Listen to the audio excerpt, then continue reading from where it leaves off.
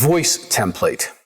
Sexuality is a part of all of who you are, our spirit, our soul, our body.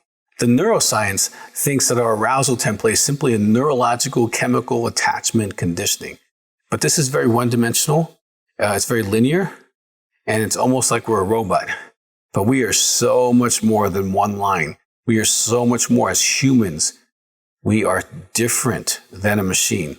And in this session, I want to explain to you the voice template that you, whether you're a man or woman, may have created or been exposed to and have integrated into your sexual template.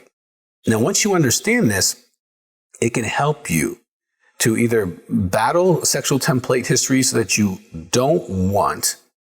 And in the solution section, we'll talk about how to maybe learn what this voice template really is wanting and trying to get that met in a real relational way. Now, I want you to remember, when you started acting in your sexuality, you were how old? 12, 13, 14.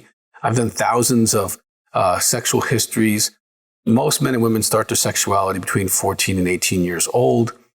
And these are adolescent years. Some of these are years before you even have abstract reasoning.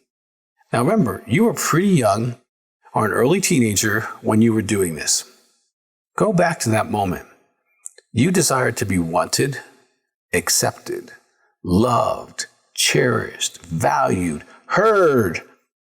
All those emotions were very strong, okay, for you to have maybe some deficits growing up. Maybe you were neglected. Maybe there was abuses. Maybe there were things you weren't hearing from mom and dad or coaches or parents or people in relationships. And you had a deficit. Now, nature abhors deficits. I live in the woods, and if there's anything that isn't growing in an area, something will be growing there in the future. If you rip it out, something will take its place. Nature abhors a vacuum. Inside your soul, your emotions, you had some needs, some lacks, whether they were masculine deficits, feminine deficits, maybe mom wasn't nurturing or dad wasn't nurturing. And again, this is male or female. And you had a longing, okay? You were lacking maybe a safe place or maybe a cheerleading place or a place of comfort and support or just plain encouragement that you could. This hole is deep inside your soul, and it wants to be heard. It wants to be seen. It wants to be encouraged, wants to be desired, or even just touched, or told that we're loved or that someone's proud of us, or just give us a big hug, right? We so badly wanted to hear a voice. So we started to fill the hole. We talk about the younger age and how we had these deficits. Then one day, you found the secret world, whether it was porn, fantasy, or sex with someone else. The world where you made up voices, especially if they were fantasy and pornography. You command the porn or fantasy or the woman or the man in the pornography to say all kinds of stuff to you. Maybe she flatters you, tells you you're awesome. She thinks you're huge, sexually strong. She allows you to feel confident and powerful, maybe in control. Maybe you felt handsome or wanted, or even just being sexual yourself. Or you were a woman and you're feeling wanted and craved and hunger for desired passion. These voices were part of your sexual template. And we really have to accept that this world that we created through fantasy porn, or sometimes even by giving ourselves sexually to people who would reinforce the voice that we needed. These fantasies allowed some of us to be dominant or submissive, creative, playful, cruel, violent, passive, all kinds of altered kind of characters because of our hole, what we're trying to fill. And what I have found with many, if not most people, is that voice was meeting a real need. If they were being bullied, they could have a partner in the fantasy world who submitted and did what they were told. If they were neglected, they could have a cheerleading voice. If you're amazing, you're a wonderful woman, you're a wonderful man or boy. Often the voice was meeting a real need in an illegitimate sexual reinforcing manner.